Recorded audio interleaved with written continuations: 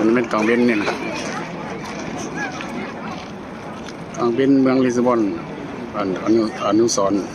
อนุสาวรีย์มีหลายอันมีหลายบอน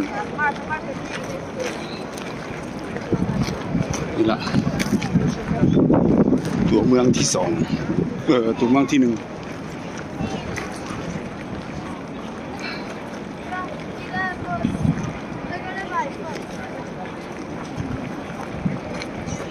ดึงเข้ามาใกล้ๆลองเบิ่ง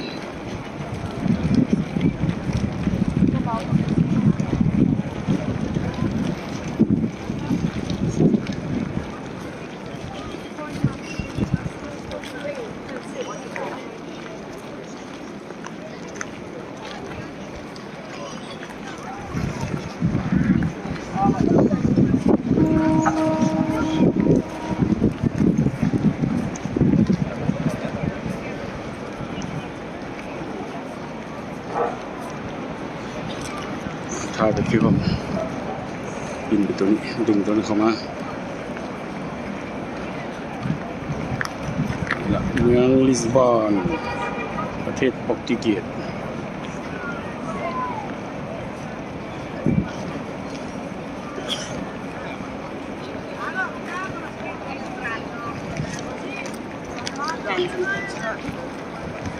Elephant with that.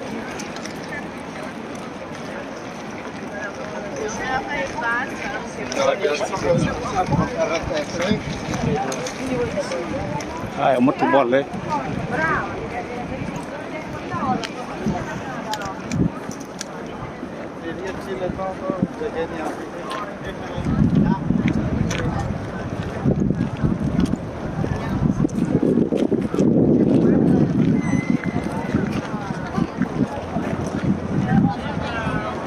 Bỏ đi mọt với cần vậy nè.